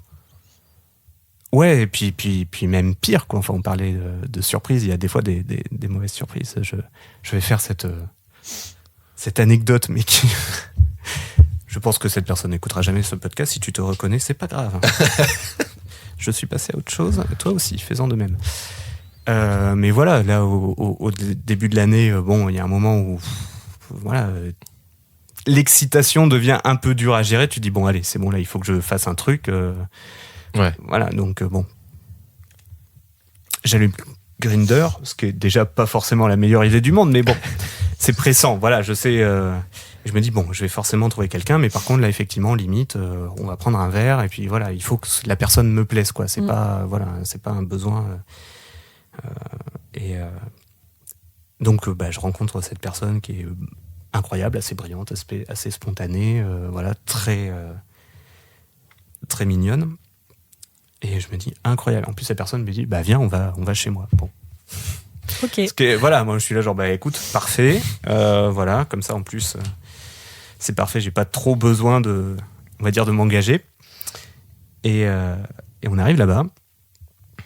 On commence très gentiment à se chauffer. Et là, plus personne. Mais genre, vraiment plus personne, quoi. Le mec, c'était même plus l'étoile, quoi. Là, on est à la limite entre le cadavre, à la morgue, et, je sais pas, la statue, quoi. Mais il était tombé dans les pommes. Mais alors, voilà. Donc, effectivement, si tu veux, alors au départ, je me dis, bon, c'est bizarre. Puis en fait, pas de réponse, quoi. Donc, j'ai carrément limite pris son pouls, quoi. Il me dit, qu'est-ce que tu fais? Je suis là, genre, non, mais enfin, genre. Tu bouges pas, c'est bizarre. Genre, ouais, enfin, bon, je sais pas, je sais pas, on change de position, on fait un truc. Mais non, rien, quoi. Et bon, enfin, voilà, un peu carrément frustré, mais bon, ça, c'est mon problème. Je dis, bon, écoute, je vais rentrer chez moi, c'est pas grave, mais là, ça marche pas, quoi. Enfin. Et le mec me sort directement. Écoute, je comprends pas. Tous les mecs avant ça posait pas de problème, donc pourquoi toi ça pose problème? Donc pose-toi des questions.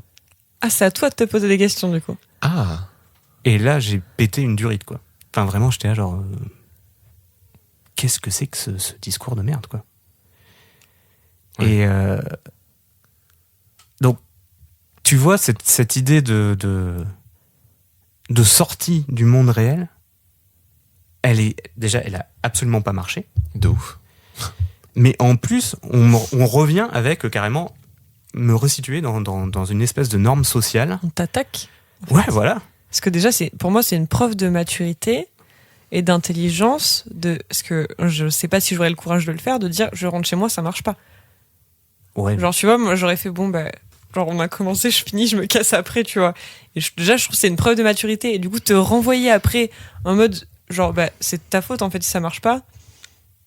c'est moyen, je trouve. Ouais, enfin bon, toute frustration n'exclut pas d'être un minimum correct. Oui, tu vois. c'est ça. Et je comprends, enfin, on peut être déçu, sachant que le début de soirée se passe bien, quoi. Mais moi, là, d'un coup, en fait, tu vois, tu dis, bah non, enfin, là, la pause que je voulais, en fait, elle a vraiment pas du tout eu lieu parce que, parce qu'on va me traiter comme de la merde, quoi. T'as juste perdu ton temps, du coup. Ouais, enfin, en plus, c'est vraiment ça, c'est ce rapport au temps, c'est vraiment là, c'est d'un coup, j'ai voulu quelque chose, je voulais décompresser, et puis en fait, non. Là, j'ai perdu mon temps dans le sens où, en fait, j'ai pas su... Tu ressors énervé, en plus. Ah ouais, Chiant. J'étais fou, j'ai gueulé en arrivant, je pense que les voisins, ils se sont dit, oh là là. Mais bon, voilà, et c'est vrai que... En fait, c'est vrai, enfin, quand je dis j'ai pas eu... Enfin voilà, c'est pas que j'ai pas eu de sexe pendant 3 ans. Oui. Mais t'as pas eu le truc. Voilà, j'ai vraiment pas eu cette manière dont moi, en fait, je vis le sexe. Ce qui est effectivement un peu inquiétant, et puis en même temps, je m'en accommode bien pour le moment. Mais voilà, j'ai pas eu ce que j'avais justement sur les 15 années précédentes où je peux aller dans un autre pays. En fait, même ça ne m'intéresse plus, quoi. Parce que moi, ce qui m'intéresse, c'est effectivement, c'est voilà, lâcher un peu prise avec quelqu'un, qu'on s'éclate, voilà. Qu'il y ait cette espèce de fusion, quoi, qui peut être corporelle, mentale, etc. Mais au moins que... voilà. Ben, merci pour tout ce témoignage. Je sais pas, oui, peut-être.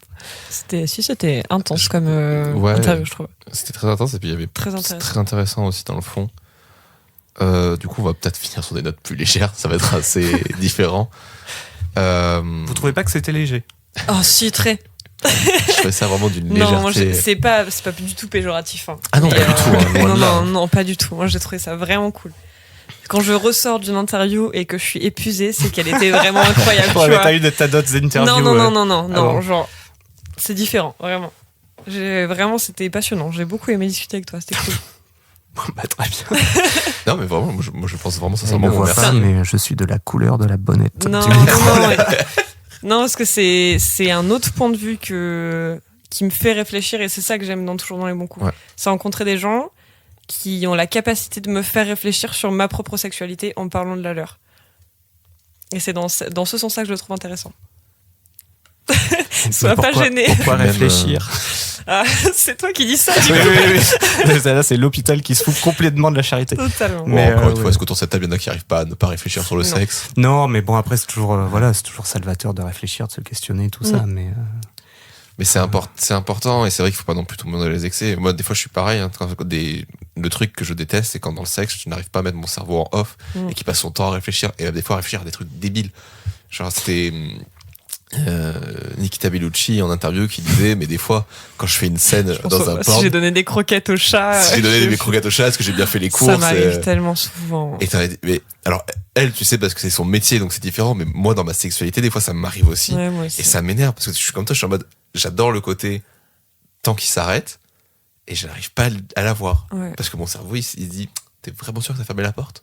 C'est ça, je suis d'accord, j'ai la même chose. Mais je crois que c'est quand même quelque chose qu'on s'autorise, quoi. C'est pas un truc qui vient assez naturellement de travail pour soi. Enfin, pour moi, il y a le lâcher prise qui est pour moi le saint graal que j'arrive pas à atteindre. Et pour moi, il y a aussi on en a parlé il y a pas longtemps avec une amie qui disait qu'en fait il y a aussi cette pression du lâcher prise.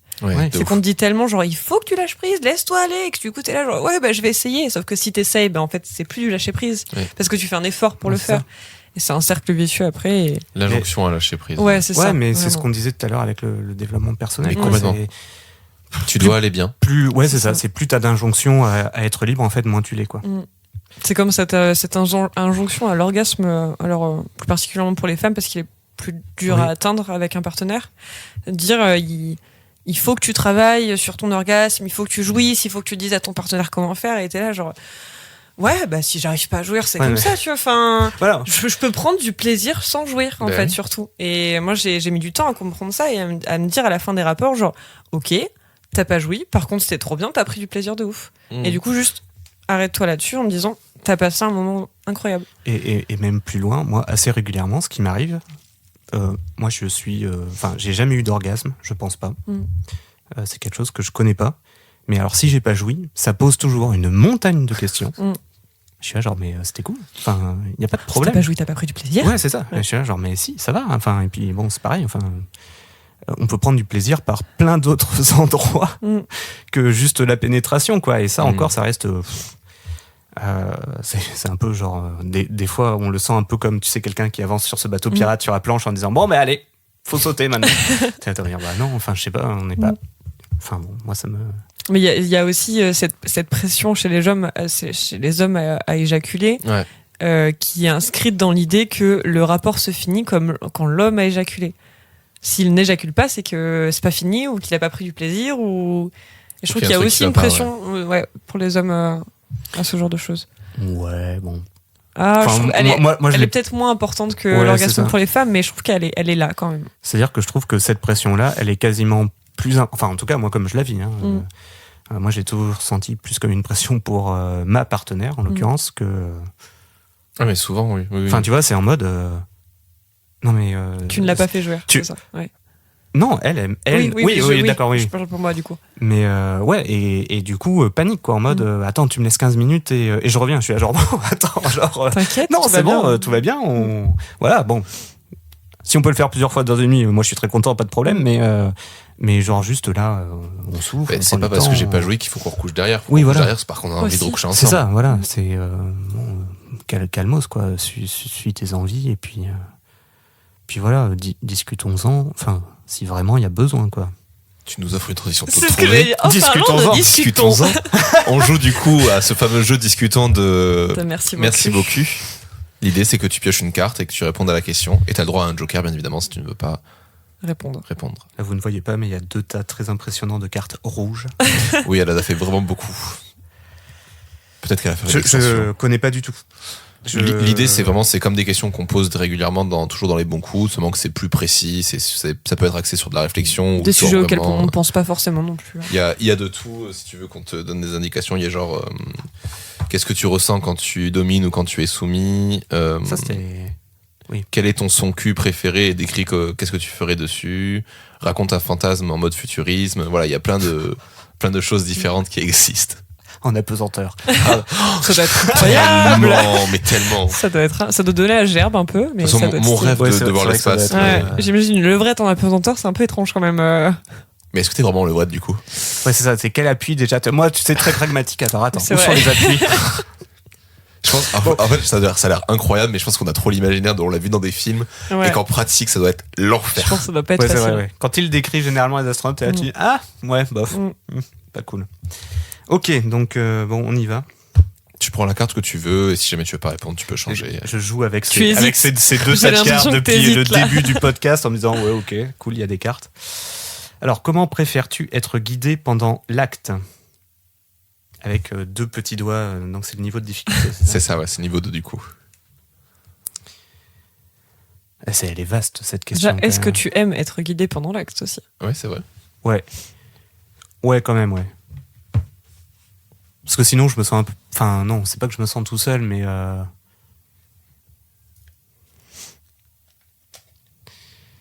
vache. Alors, en vrai, ta réflexion de je me sens tout seul, moi, c'est ce que je vis. C'est-à-dire que si je vois qu'en face, il n'y a pas de réaction, j'ai l'impression de faire mon truc et qu'en face, on s'en fout un peu, quoi. Ouais, mais voilà, ça, on va dire ça serait dans cette situation-là parce qu'il y a tellement de manières de guider. Oui, bien sûr. C'est-à-dire dans une situation comme ça, on va dire en situation où effectivement je vais être un peu perdu, quoi. Enfin, en mode, tiens, ça se passe pas super. Effectivement, en fait, j'aime bien que les choses soient dites et que l'initiative soit prise. Enfin, je veux pas être en position justement de domination. À moins que ce soit clairement discuté avant. Oui, bien sûr. Voilà, là, pas de problème. Non, mais moi, j'ai toujours quand même besoin un petit peu de dialogue et que ce dialogue, il puisse être corporel puis verbal, je pense. Si vraiment je devais hiérarchiser, quoi, c'est que moi, j'ai vraiment aucun problème avec quelqu'un qui m'explique très clairement ce qu'il ou elle veut. Voilà. Et bon, si évidemment ça va à l'encontre de ce que j'ai envie, bon, maintenant, ce qui n'a pas toujours été le cas, ouais, je le dis, bon, non, mais voilà, à moins que ce soit vraiment complètement rédhibitoire, voilà, et en mode bon, stop, on s'arrête là. Mais voilà, moi j'aime bien vraiment qu'on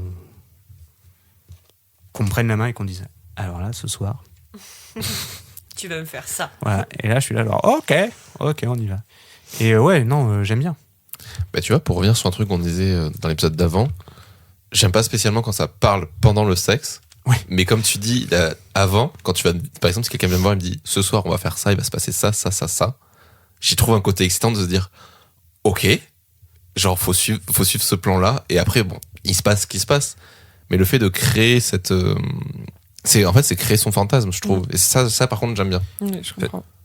Tant que, en tout cas pour moi, le mystère est intact, quoi. Enfin, moi, c'est soit juste avant, mais si tu me dis 3 heures avant, ce soir, je vais te faire ça, dans 3 heures. Oui, non, mais c'est mort. Tu t'es déjà imaginé toutes les situations dans ton cerveau. Ah ouais. Non, bien sûr. C'est horrible, je suis vraiment désolé si vous m'écoutez.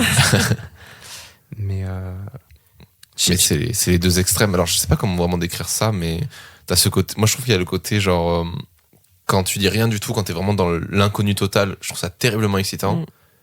Et après, ça fait une espèce de creux comme ça, de plus t'en sais. Et moi, je trouve ça excitant. Et ça repart après au moment où tu crées une sorte vraiment de scénario, etc., quoi.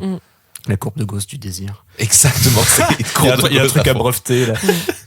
Je vais faire un schéma dans un livre, écoute. Ça se tente. Mais ouais, je sais pas. Est-ce que tu as une petite recommandation à nous faire ? Oui. J'en ai plein. Cette question...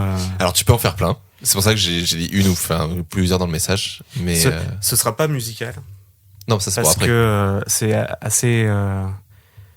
Enfin, la musique est quelque chose qui est vraiment complètement déconnecté chez moi de la sexualité. Je ne peux pas coucher en musique. Oui. Ça, ce n'est pas possible. Ça, c'est un cas. Moi, ça peut m'arriver de bien aimer, mais des fois, non. Je crois que pour moi, il y a une sexualité à part chez moi qui est de l'ordre de celui de ma sexualité à moi, intime et musicale. Ah, ok. Et je ne peux pas la partager avec quelqu'un d'autre. C'est horrible. Et j'arrive pas du tout à faire le pont entre l'un et l'autre. Et je suis capable d'être dans une situation absolument stupéfiante, d'être en plein cœur de l'acte et de dire t'as entendu quand même cette suite d'accords. C'est quand même pas mal. D'accord. Voilà, ce qui est vraiment le genre de truc, voilà, ne faites jamais ça chez vous. J'ai tellement écoute-moi ça là, Voilà, c'est le piano, la trompette qui arrive derrière là. C'est l'analyse musicale. Voilà. Sexe et musique sont deux choses qui m'emportent vraiment complètement, mais voilà. Mais pas ensemble. Pas ensemble. Donc comme les frites et le Nutella. Ça se discute. Ça. J'ai jamais essayé, mais j'aime le goût du risque. Alors attends. Je l'ai là. Mais ça veut dire que du coup, t'as pas de morceaux à nous donner pour conclure l'épisode ? Je peux vous donner des morceaux. Mais juste un. Il nous en faut juste un. Le mieux, c'est celui qui t'est le plus personnel, mais sinon... Voilà, même si c'est sur ta sexualité à toi tout seul, c'est pas grave. Et même, c'est pas forcément quelque chose sur lequel tu veux faire du sexe, c'est même un truc, juste, ça te fait écho au sexe. Moi, je sais qu'en général, je donne beaucoup l'exemple de Beetlebum de Blur, parce que je trouve qu'il décrit parfaitement comment, vraiment au niveau des émotions, comment on fait du sexe. Où c'est un peu lent, ça monte jusqu'à l'explosion. J'espérais, tu vois, Robin, pour avoir écouté du coup les épisodes précédents, que tu ne dises pas dans le mien faire du sexe. Pardon. Qui est vraiment, je trouve. Faire du sexe. Ouais, pour moi, c'est comme faire de l'essence, quoi. Faire de la purée. C'est déjà pas beau linguistiquement, mais alors en plus l'image derrière. Bordelais, pardon. Non, mais je sais, tout le monde dit ça, mais bon. Ouais, non, c'est romantique de langage. Alors, je tiens à préciser. Je le dis à cause de toi, je crois que je le disais pas avant. En fait, je trouve qu'il y a un côté enfantin aussi à dire ça, c'est pour ça. Donc, ouais, c'est ça. C'est la musique. Je pense qu'on va y venir. J'ai 2-3 trucs, mais la recommandation, j'ai pris des notes parce qu'en fait, je suis très très mauvais. Mon cerveau s'égare entre plein de titres et plein d'auteurs. Oh, je fais des listes pour tout alors. Donc, le fétichisme de la liste. Oui, vraiment. Chez moi. Quand tout est bien rangé. Putain, elle est longue cette pellicule. Vraiment, je me suis cassé la tête sur cette question. Ouais, mais j'ai cru comprendre, oui. Et je me suis dit, c'est infini, quoi. Qu'est-ce qu'on peut recommander ? Beaucoup de choses. Et finalement, c'est un truc qui est pas très long. Là, c'est un livre qui s'appelle en fait Désirer à tout prix et qui fait un petit peu écho à ce qu'on disait pendant l'épisode. Je l'ai découvert en fait complètement par hasard là dans une librairie. Je suis tombé, j'étais genre, qu'est-ce que c'est ? Donc c'est Talma Desta. L'auteur, c'est édité chez Binge Audio. Ça me dit quelque chose. Et Et en fait, c'est justement un petit peu revenir sur cette injonction du désir à tout prix, quoi. Mais non seulement du désir, il faut désirer, mais en plus, il faut désirer tout le temps. Alors que, justement, calmos, quoi. Quand ton désir n'est pas là, ton désir n'est pas là, quoi. Enfin, et on doit le respecter. Et c'est d'autant plus dur, justement, quand on est en couple, en trouble ou en relation libre, parce qu'il y a cette espèce, sans cesse, d'injonction à la sexualité, à s'en saisir, à savoir comment ça fonctionne, alors que justement, est-ce que c'est pas plus libérateur Enfin, moi, je trouve. Et c'est un petit peu ce qui est dit dans ce bouquin, de se détacher de tout ça, quoi, de ces modèles, et de se dire, ok, il y a un mouvement social qui est en train de se faire et qui est vraiment salvateur, mais je suis libre de ne pas y prendre part, et ça ne veut pas dire que je suis contre. Je suis libre de me définir comme je veux, et ce n'est pas une revendication militante. Voilà, moi je suis bi, je ne prends pas du tout part, enfin en tout cas très peu, à la défense des droits. C'est quelque chose qui ne m'a jamais réellement intéressé. J'ai le droit de ne pas avoir envie. Voilà. Et ce droit de ne pas avoir envie, il peut durer 1 an et qu'on me foute la paix. Voilà. Et ça, c'est quelque chose d'assez récent. Donc je l'ai acheté parce qu'en fait, moi, j'en étais arrivé un petit peu à ce truc-là. Et c'était quelque chose que j'avais aussi dans mes notes de voyage, en rencontrant justement des personnes, en fait, qui, en se saisissant de leur sexualité, devenaient otages de celle-ci. De se dire, moi, je suis gay, et en fait, d'un coup, il faut que je sorte toutes les semaines, parce que si je couche pas avec un mec, en fait, je me sens plus gay. Ah ouais. Vous vous rendez compte du truc. Enfin, c'est voilà. fou. Ou, justement, de culpabiliser. Ça, c'est un entretien que j'ai fait très récemment, là. Je l'ai fait il y a 2 ans. Avec une jeune trans là, de 18 ans à l'époque, ou 17, et qui me dit, en fait, je culpabilise si je ne porte pas sur moi ma transidentité. En mode, il faut que j'accepte certains codes, voilà. En fait, je me trouve moche quand j'ai pas les cheveux d'une autre couleur. D'accord. Qui est un des codes, voilà, qui est partagé par tous les LGBT, et aucun problème avec ça. Mais elle dit, moi, je me sens moche parce qu'en fait, du coup, je me sens plus dans mon identité. Et quand on creuse, donc, enfin, voilà, ce qu'elle me dit, c'est qu'en fait, quand elle est avec ses potes, elle n'ose pas venir avec l'événement qui lui plaise à elle, parce que du coup, elle ne sent plus appartenir au groupe. Ce qui est vraiment un phénomène caractéristique de tous les adolescents. Hein. On essaie d'appartenir à un groupe, d'adapter les codes vestimentaires, c'est pas nouveau. Mais en fait, moi, je le vis vraiment comme ça. Tu vois, par exemple, j'ai des potes que je rencontre, des personnes qui vont devenir des potes, et je leur dis, je suis bi, ils disent, ah ouais, mais pourtant ça se voit pas. Peut-être on va dire, mais... Oui, bien sûr que ça ne se voit pas, quoi. Enfin, voilà. Et ils sont là, genre, ah ouais, mais non, mais tu sais, quand même, bon, les bi, ils ont tendance un petit peu à en parler. Ben non, enfin, genre, voilà. On est aussi dans une époque où le militantisme queer est hyper présent. Mais tant mieux. Enfin, voilà. Tant mieux d'un côté, mais ça aussi, c'est dérive, je trouve. Voilà. Faut pas que ce soit une obligation. Mais c'est ça. Mais en fait, c'est ça la dérive, c'est qu'en fait, ça en devient une obligation, et c'est ce que nous disait Tom aussi. Enfin, lui, il se retrouve pas non plus dedans.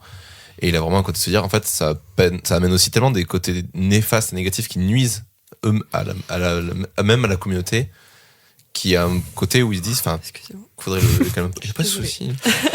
C'est bientôt fini. Non, mais c'est pas pour ça. C'est la détente. Je sais pas, enfin, je crois que c'est illusoire de vouloir que n'importe quel mouvement, soit-il militant ou pas, ait que des effets positifs, quoi. Bien sûr.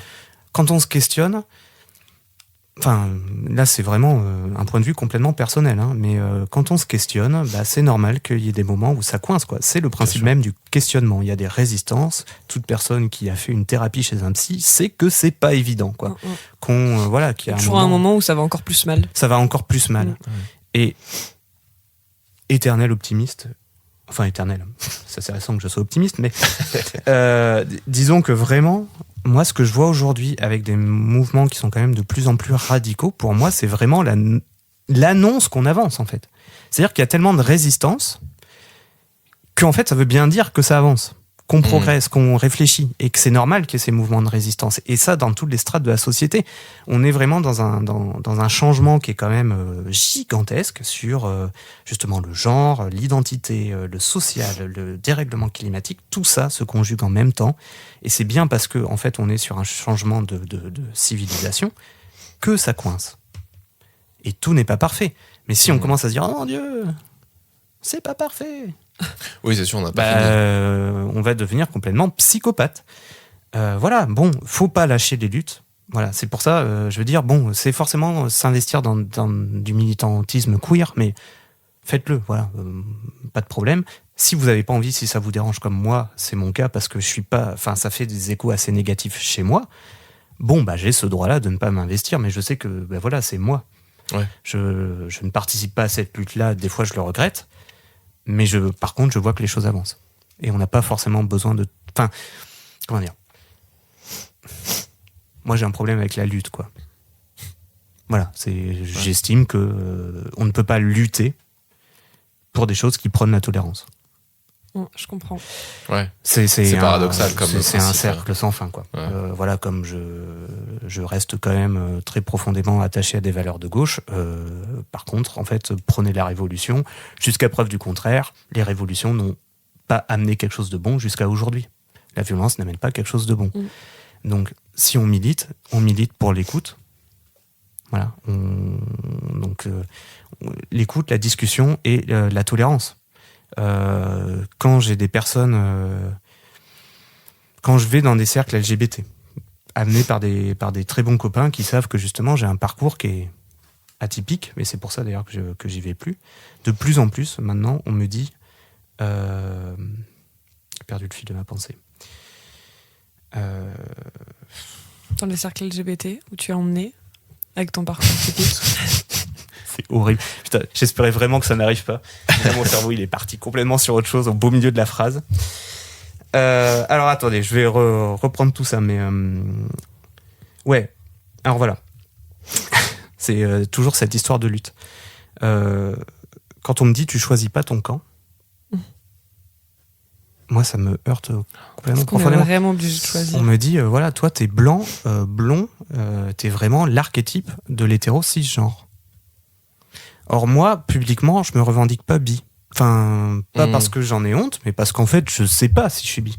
En ce moment, oui, ça n'a pas toujours été le cas, et peut-être que demain, ça le sera plus.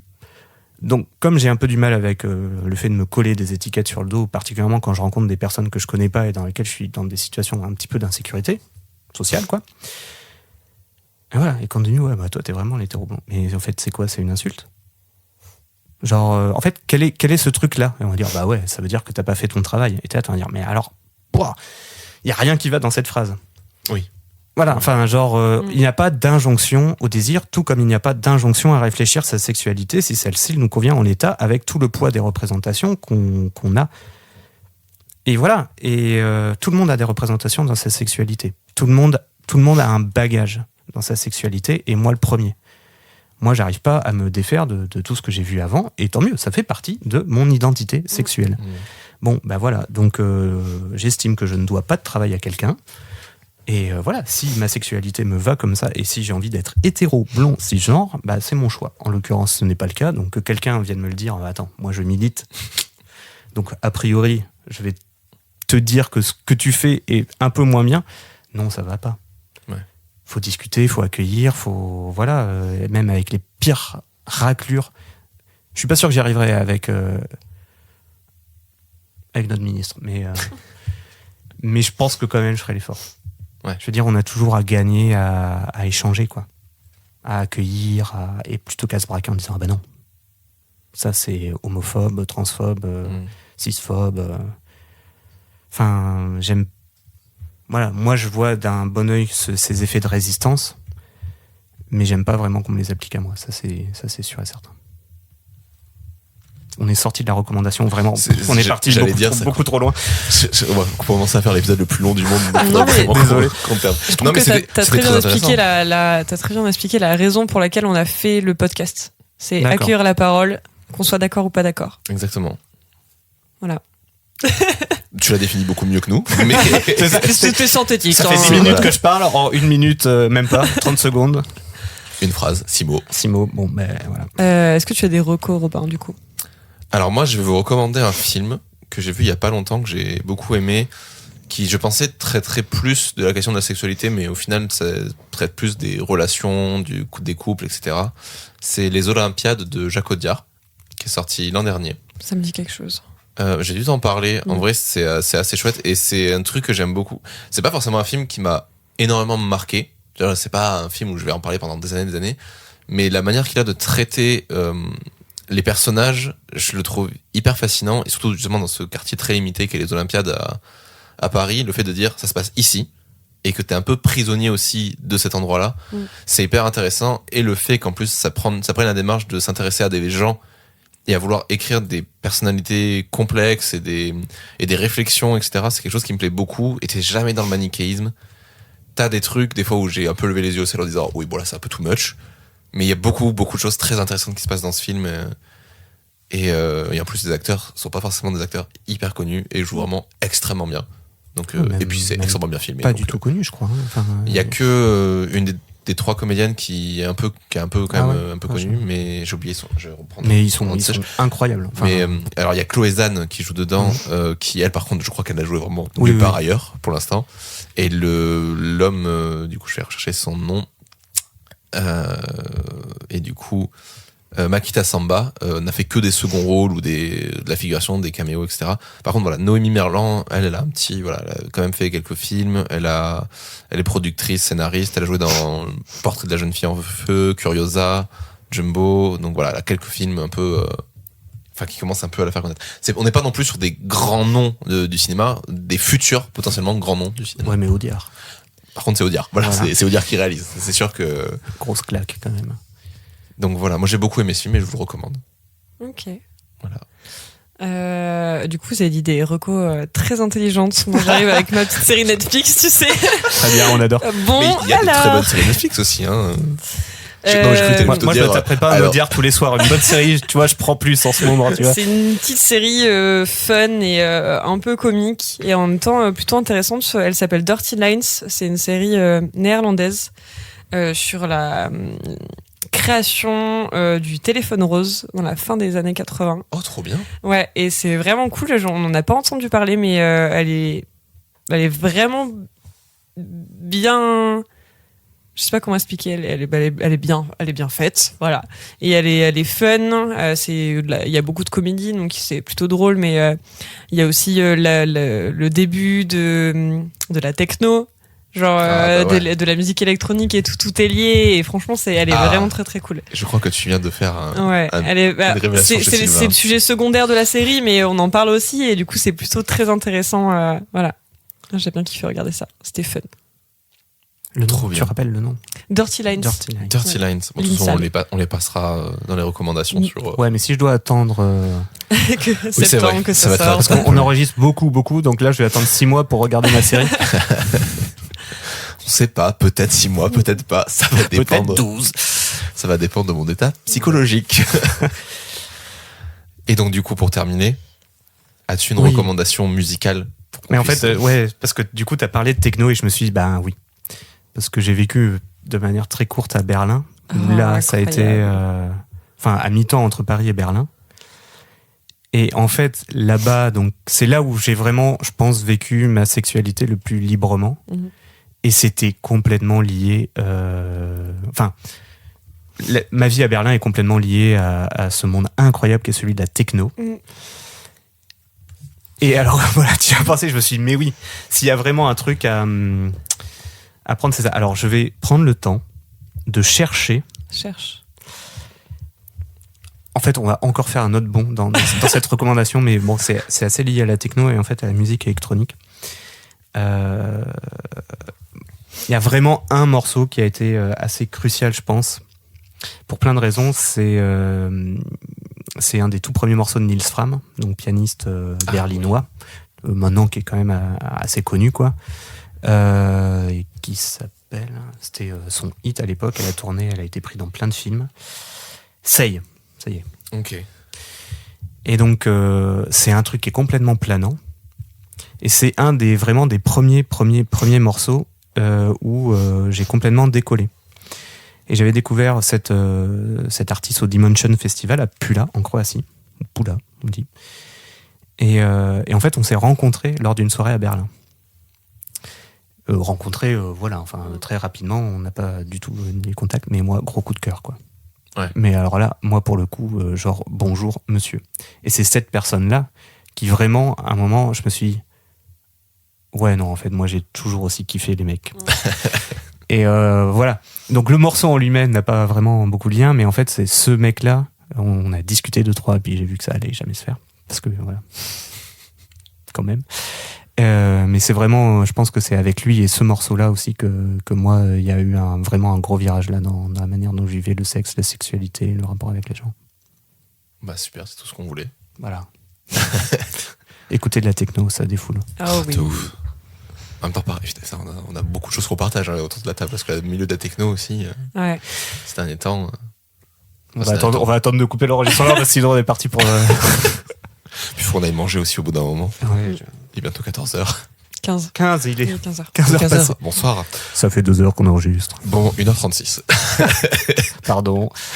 Eh ben écoutez, on va s'arrêter là. Merci encore beaucoup Sylvain d'être venu. Merci à vous. C'était un très chouette épisode, ça me fait beaucoup plaisir de l'enregistrer. Merci Léane d'être venue aussi, du coup. Plaisir, écoute. Qu'est-ce qu'on peut vous dire, recommander de partager cet épisode autour de vous, de rejoindre la communauté toujours dans les bons coups, hein, sur Instagram, les réseaux, etc. On est sympa, je vous jure. Ouais, voilà, on peut... Enfin, sauf qu'il colle des branlés à Mario Kart. Quand même. Ouais, bon, écoutez. Sympa, tout est relatif. Après, Mario Kart, voilà, c'est ça. On en a pas parlé, mais je vais essayer la rentrée, donc quand on aura repris la diffusion, de reprendre un peu plus le Discord aussi, qui existe, sur lequel vous pouvez venir pour poser aussi des questions. On va essayer de faire des partages d'articles en rapport avec le sexe, la sexualité et tout ça, qui pourraient vous intéresser, les recommandations, tout ça. Mettre 5 étoiles, commenter là où vous pouvez commenter, etc., etc. On a un Patreon aussi. On a un Patreon sur lequel vous pouvez nous donner pour qu'on puisse financer un peu ce projet. Et on a aussi donc d'autres projets Audio-Mori qui existent, comme Divine Féminine et Taisez-vous, que vous pouvez retrouver sur toutes les plateformes, Deezer, Spotify, Apple Podcast, etc., etc. Voilà. Je crois que j'ai tout dit. Il faut que je me note tout ce qu'il faut que je dise parce que j'en oublie la moitié maintenant, c'est terrible. Voilà. Merci à tous de nous avoir écoutés. Et bonsoir Léane. Bonsoir. Et à bientôt pour un nouvel épisode de Toujours dans les bons coups.